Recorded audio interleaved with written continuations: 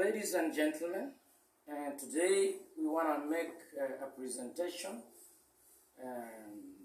about some of the work I'm doing as a scientist, as a researcher, and we want to give a presentation about the joint theological, scientific and philosophical view of the universe.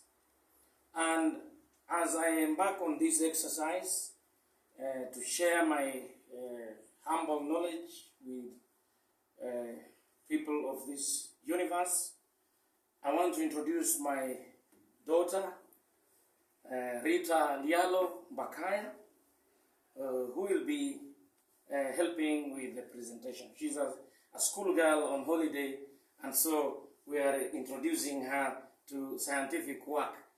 Rita, you want to say hello to the audience? Guys, I am Rita Lialo Bakaya, and I'll be helping with the recording. Yeah, with the recording and stuff. Yeah. So, most welcome.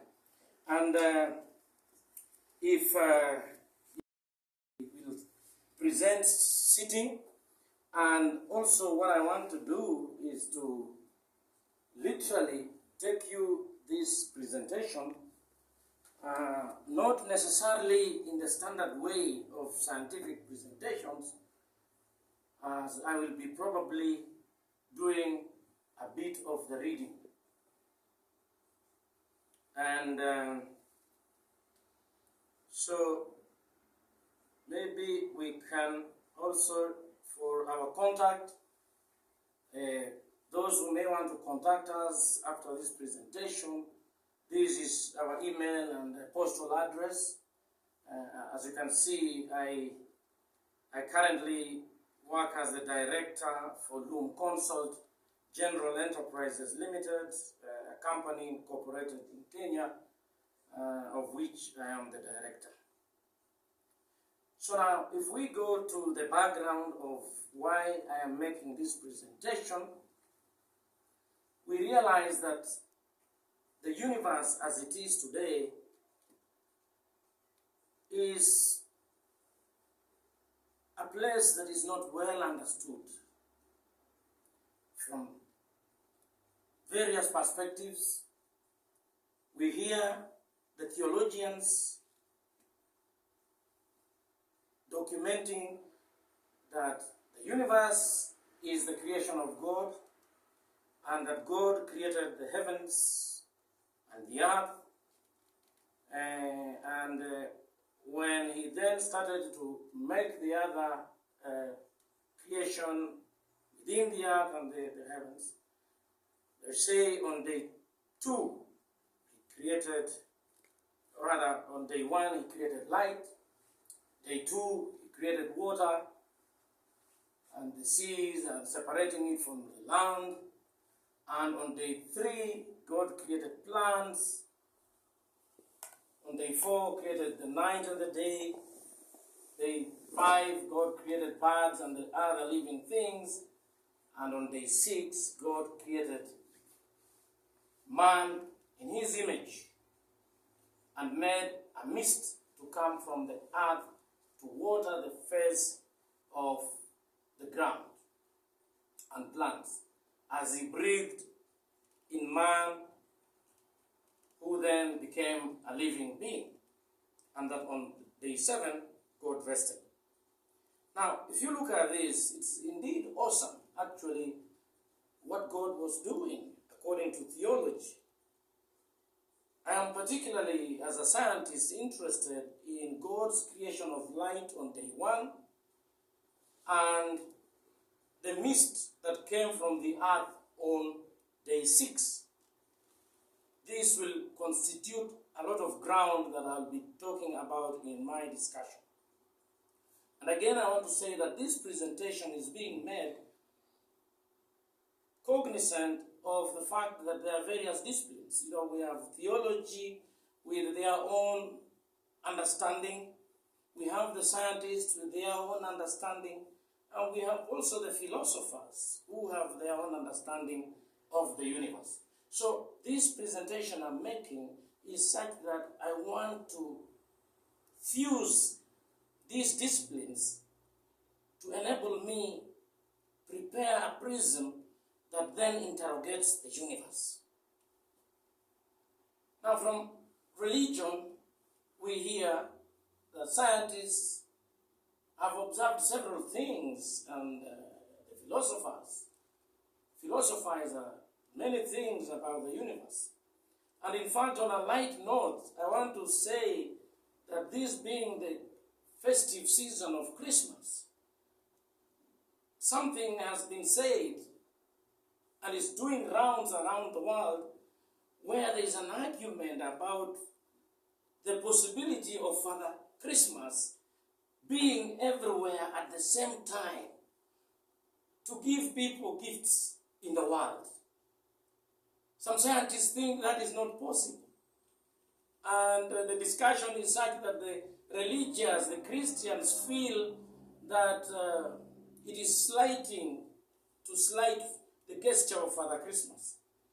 And I think this even forms a very interesting development, which I will return to in my presentation, because it is very exciting what I have thought about these discussions. And so we also hear that God, who is believed to be everywhere, according to the religious, God created man in his own image.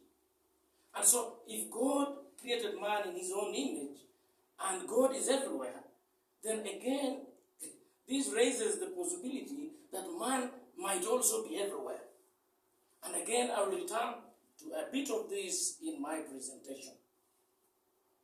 And so, you also hear from the evolutionists say that the universe just happened by chance.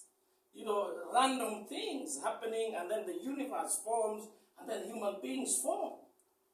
That is the evolutionists. While other people say that the classical world of Newton is a little better and easier to understand than the quantum world of Planck, Schrödinger, Bohr, Bell, Heisenberg, de Broglie, Feynman, Lemaitre, and Dirac. They have come up with this theory on quantum mechanics. And we do hear that much as it has been around for a while, a lot remains to be done and to be known about quantum mechanics. Einstein also joins the team, and Einstein comes up with this general relativity theory about the universe, throwing spanners in the works on the mysteries of the universe. Theoretical physicists and philosophers talk about other things. For example, they talk about things they call black holes. And these black holes are considered to be of various sizes, found in many places, and some black holes are very small. Others, we are told, might even be the size, several sizes bigger than the sun. So scientists are wondering, in fact some scientists actually are wondering what would happen if one fell in a black hole.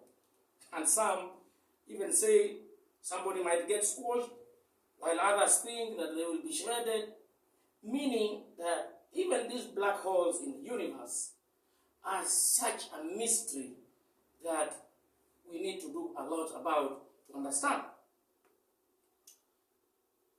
More information about the universe. We also get to know about terminologies, including what is meant by space-time. When Einstein came up with this idea of time and space merging to form space-time, these terminologies and many others similar to these are indeed mind-boggling about this universe. And there are scientists who refer to the Big Bang as the event which started to create the universe. And some believe it might have started as a point source. Others say it was probably in a football, the size of a football. But there are others, even lately, who tend not to agree with the fact that the universe could have started as a point source and from nothing. You know, scientists really, how would we say that the universe starts from nothing and we then get what we have today? In my ebook, available on Amazon in the US and Kobo in Canada, this is the book I'm talking about. I also talk about these things, about the wonders of the universe. But to the best of my knowledge, this book has largely remained ignored by the world community. People are not even mentioning things about this book. And so one wonders, when people make contributions about the universe, why would it be so difficult for others even to try and have a look and wonder together with those wondering about this universe? So that again I find a bit interesting. And we've read quite a number of books, some of which are displayed here, books that tend to inform the presentations that I'm making here. Another shocking thing about the universe is that scientists think that about 80% of the energy in the universe existing as dark energy or dark matter cannot be accounted for. So scientists do not even know where this thing is. Notwithstanding the advances we have made in religious, scientific, and philosophical knowledge, for it to be that 80% of matter in the universe is not known where it is, it means that science, philosophy, maybe religion, need to do a little more to tell us what is going on. And that is really partly why I'm making this presentation. What all these things do suggest is that while a lot is known about the universe, a lot more remains unknown. And given the scope of what is still unknown, what is now required is for more thinking, like has never happened before. For more thinking like has never happened before, in the 21st century. So, with this background, painting a very grim picture about what we know about the universe, what is my take as a scientist who has been thinking about this area for some time? From some of the many wonders I have selected and referred to above, my mind takes the position that the universe was intelligently created. That the universe did not just happen. It was created by somebody who was more intelligent. In fact, this person, according to me, is the greatest scientist there ever was, and the greatest scientist that there ever will be. And for me, the universe is the creation of God. And being the analytical / theoretical chemist I am, I believe that God could have started by creating the building blocks of matter, which are atoms, molecules, crystals, polymers, elements, and so many other building blocks. He then should have brought these building blocks together to create the earth and the heavens in the beginning, before initiating the population of the earth from the first to the sixth day, creating light, oceans, plants, animals, and human beings. In so doing, God used the energy and force he created on day one to mold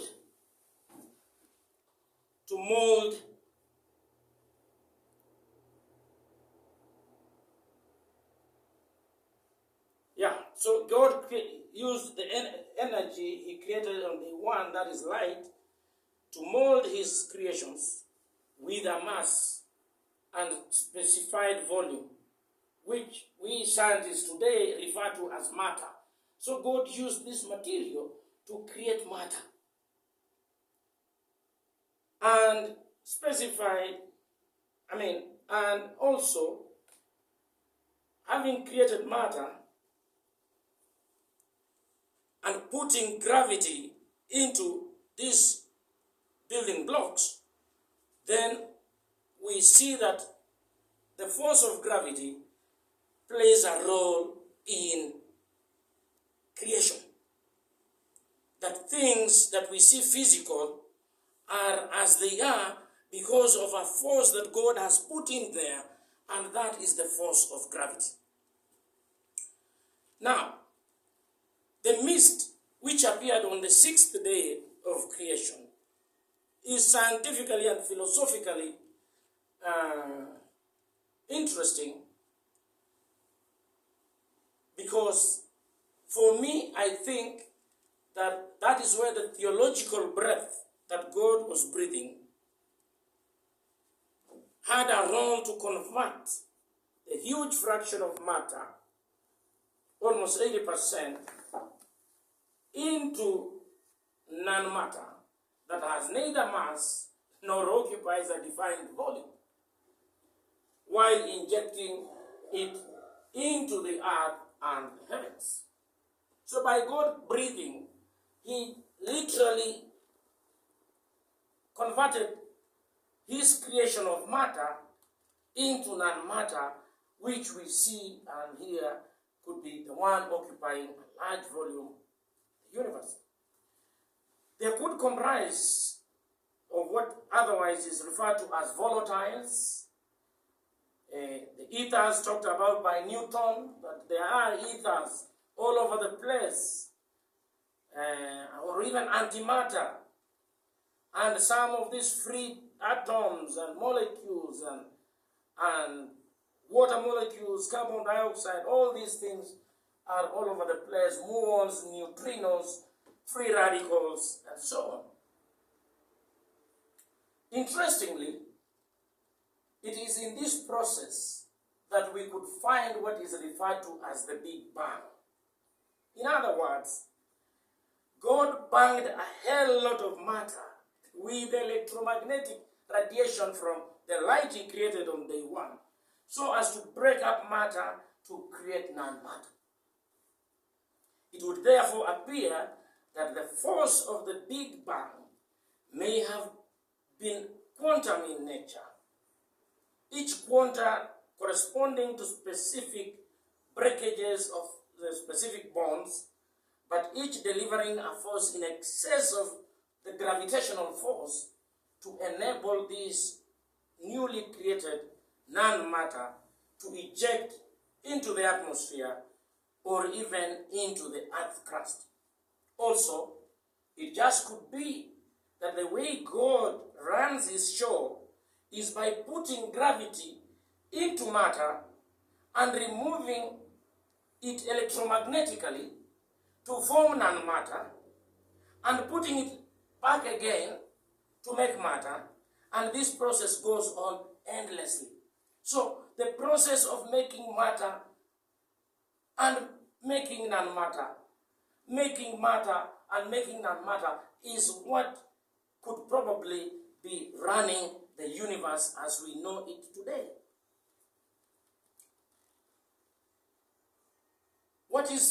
what this suggests to me is that the venue for the Big Bang was most probably on the Earth's surface, and not a point source or even the size of a football as alluded to by some of the scientists.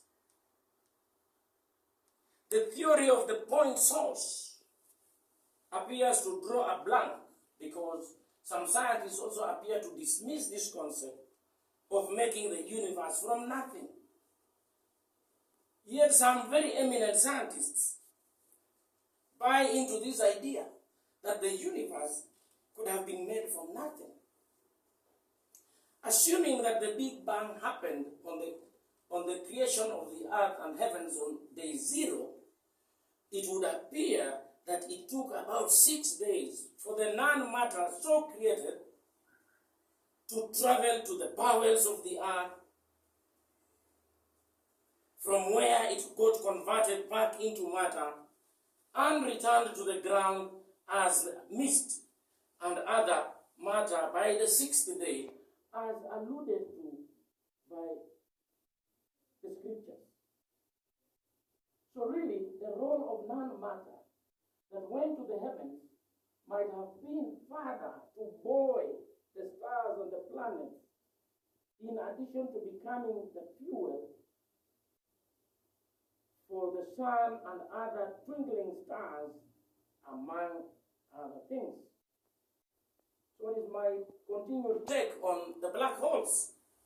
So what is actually happening is that the ferocious spinning of the gases is what might reintroduce gravity back into matter, making the matter that then gets produced as compressed gases or dusts, as the energy that caused it to be formed is ejected within the electromagnetic spectrum, as what is probably referred to as the cosmic microwave background radiation, often cited in the heavens by cosmologists, astrophysicists, astrochemists, and even astrologers, among others.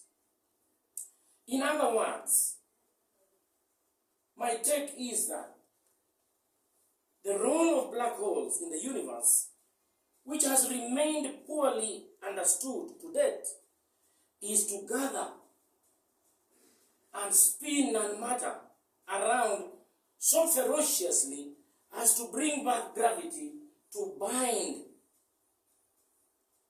the non-matter together by removing the quantum that splits and ejects non-matter, while replacing it with the force of gravity that binds it together, forming compressed gases and solids that have mass and occupy a specified volume in the physical world. My continued take about the black holes is that this way, matter is formed that is by definition in physics and chemistry known to have more inertia and hardly any entropy, thereby obeying Newton's first law of motion, which we refer to as inertia. Again, this is corroborated by scientific and philosophical reports that describe black holes to contain gases and particles of dusts. So, the matter formed in black holes may be pushed back by gravity onto the Earth's surface and from the bowels of the Earth onto the Earth's surface, as partly explaining the mist that was reported in the scriptures as appearing and watering the grounds to water the plants. It would also appear that the matter created from the Big Bang might be a fuel that sustains some of the stars in the heavens, including the sun, which also appears to share in the phenomena of black hole chemistry and physics. It just might be that the hydrogen, being the lightest element, during the Big Bang was ejected the farthest. And that is why you find in the sun, we told that there is hydrogen, which is the fuel that the sun uses to generate all this light that we see and so on. And so, where this hydrogen is gathered in the black hole,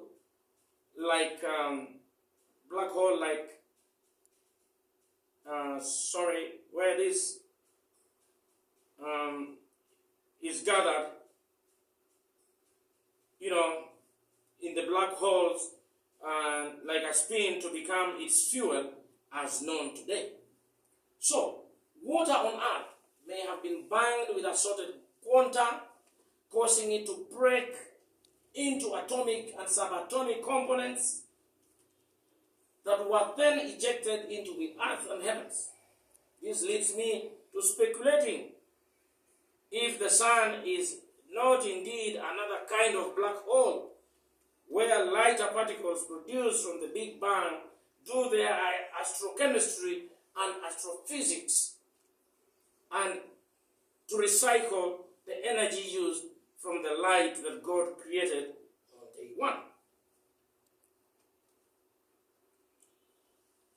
The magnificent and intelligent universe. In my view, the universe is magnificent, it is intelligent, it does things that leave people wondering what is going on. So I am from therefore a theological, scientific and philosophical perspective persuaded to think that the universe is a wonderful, intelligent creation designed by God, whereby an interplay between the states of matter and non-matter is the hallmark and dynamic that makes it tick.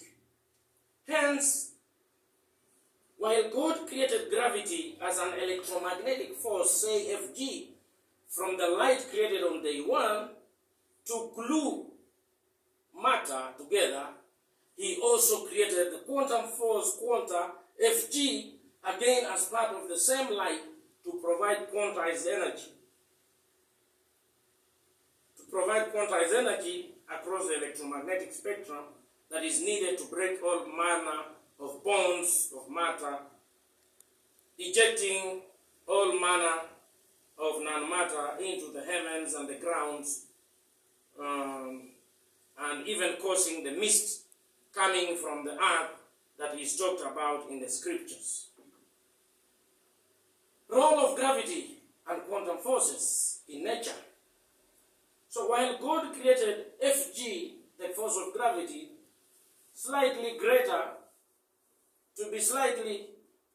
while God created Fg, which is the quantum force, Fq, to be slightly greater than Fg, the force of gravity, human beings, since the advent of fire, appear to have grossly tampered with the equilibrium originally intended by God's design of the universe. For instance, while God created fossil fuels such as oil and coal and placed them underground as fuel to heat up the Earth's crust, to cause volatiles or non-matter ejected underground to reassemble and return to the Earth's surface while transporting nutrients, the mining of these fuels has resulted in a deficiency of the underground firepower, leading to the disappearance of some volatiles underground, and the conventional firepower from the bowels is not enough to cause all of them to rise to the ground and to the heavens. The result is therefore more water from icebergs in the oceans is melting to make up for the losses underground and even in the atmosphere. Increased burning of fuels intended for underground use is also leading to increased temperatures, now associated with global warming and the related adverse effects on the planet.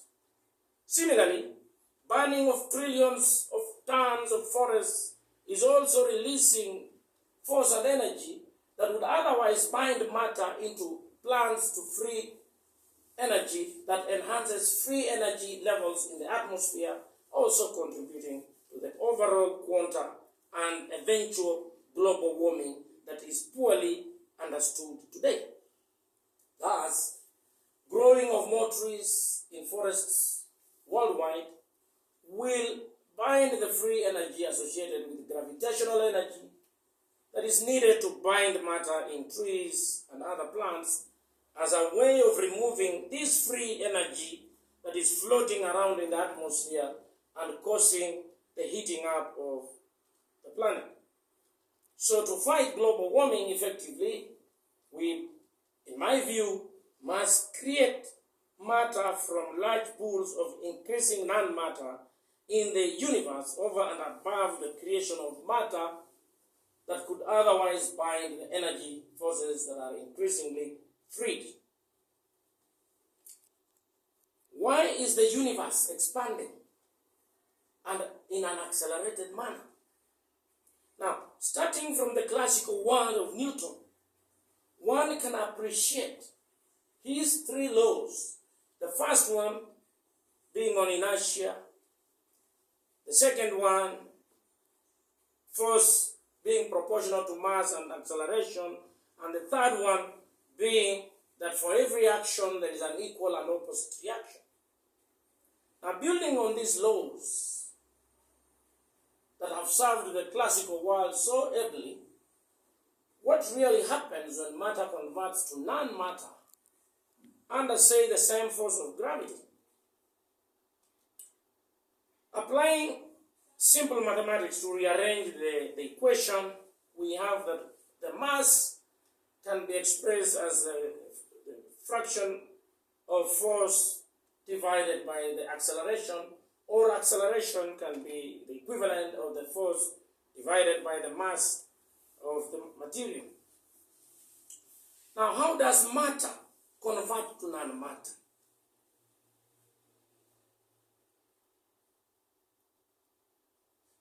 When we look for matter, we find that for matter to convert to non-matter, its mass becomes near zero. And so if the mass is near zero, and we are dividing the force of gravity by a mass that is tending to zero, then what we get is an acceleration that is becoming infinite. The acceleration of the material that transforms from matter to non-matter, it acquires at that point an infinite acceleration. And with an infinite acceleration, we are also saying that it will also acquire an infinite speed. And so, might non-matter therefore travel faster than light? Well, assorted matter of various sizes can be expected to convert to assorted non-matter that is weightless and with infinite accelerations and speeds and variable energies. It can therefore be said or expected that some very large matter particles,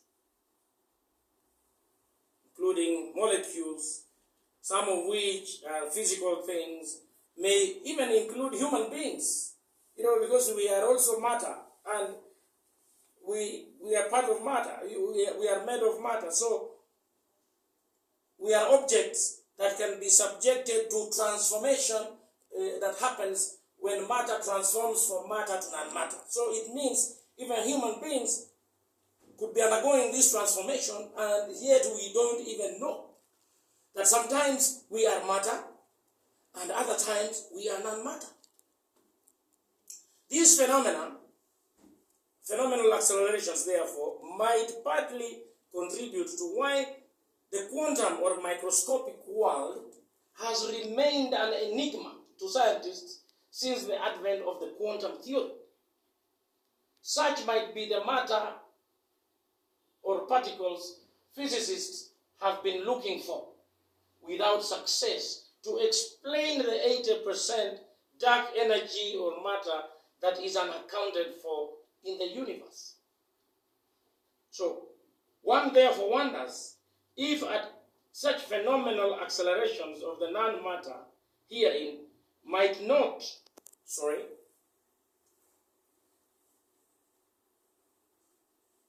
attain speeds well in excess of the speed of light.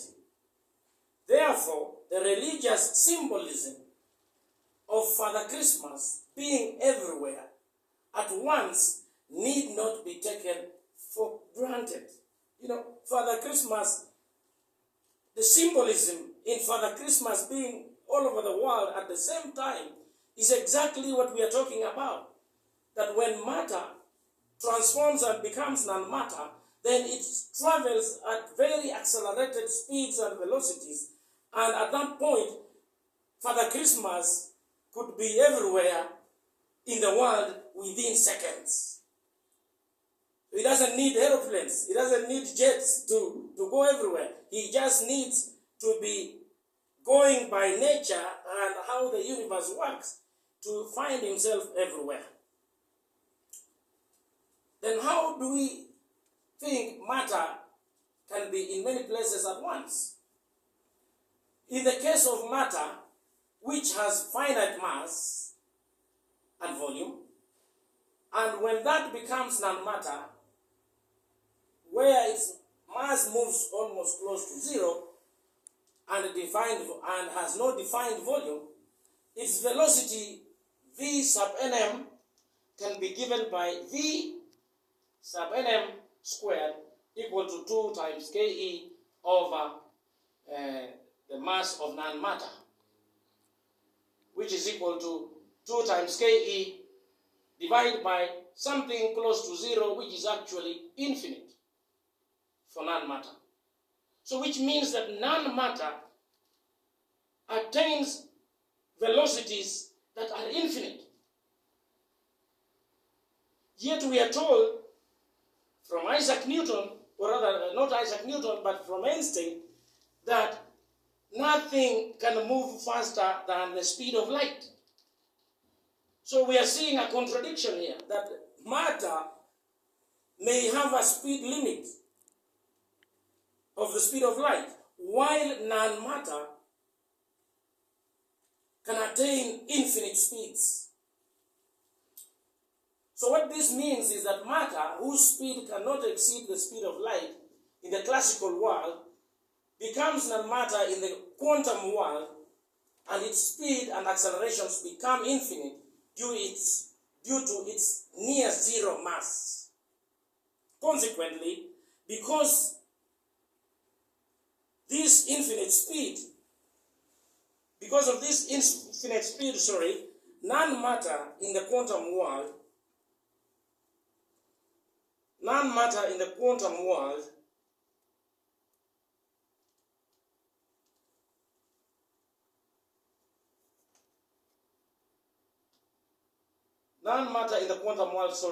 there can be non-matter everywhere at once, as has been found to be the case, thereby troubling the mighty like Einstein, the mighty like Erwin Schrödinger, who captured this weird phenomena with this famous thought experiment on the dead and a live cat in the box.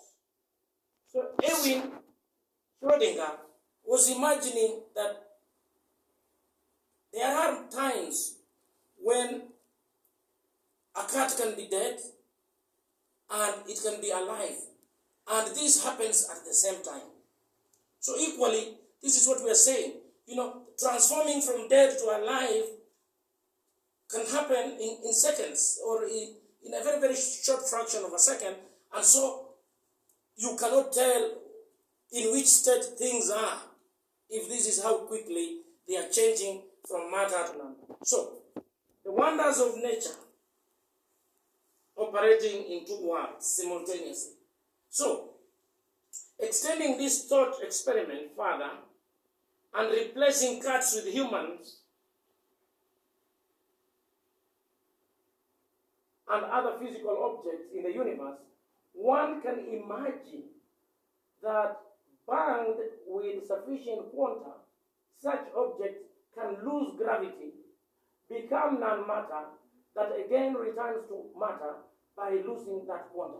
In other words, nature is such that things are made to convert between classical and quantum states at infinite accelerations and speeds, mesmerizing those in the science of measurement. In other words, the observers, the people who are observing the world, the nature, they are observing and wondering what is going on. And, even analytical chemists like myself, we just don't have what it takes to measure things that are moving at infinite accelerations and speeds. Meaning that physical beings, humans included, can, by converting to quantum states, be here, be there, and be everywhere at the same time. So this poses the question, when you say you are here as matter, really where are you? And we know that you are busy all the time converting between being matter and non-matter, and when you are non-matter, you can go around the world and come back and be matter, and nobody sees that you have moved. So these are the wonders of the world. This being, put another way, things in the universe are converting from quantum states all the time, and given the infinite speeds, the tools used for measurement just can't cope with pinning down what reality is all about. So, do we really know what is real? When we look at the universe and we think we are seeing things, are we really seeing them? These things are just unbelievable. And what scientists have been grappling with the measurement problem. They say when you measure things, then you see something. But when you are not measuring, things are doing their own thing. But when you measure, you stop it and you look at it, you see something. But when it is not being looked at, it is probably not even there. These are the wonders of this world universe. This being the case, the assumption by Einstein that nothing travels faster than light requires to be thought about. However, given that it is for the same argument that Einstein poked holes in the spooky action at a distance that is associated with quantum entanglement, saying that God does not play dice with nature, his qualms with quantum theory might have been misguided. So I think, if that be the case, the process of reconciling the theories of general relativity and quantum mechanics could have now begun in real earnest.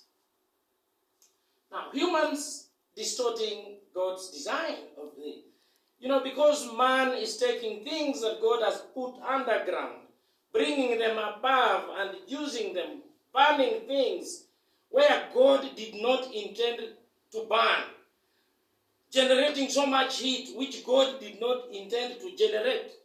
These things are upsetting the equilibrium that God created that transforms matter to non-matter and back to matter endlessly, to the extent that now the science that God was doing has been corrupted by human beings.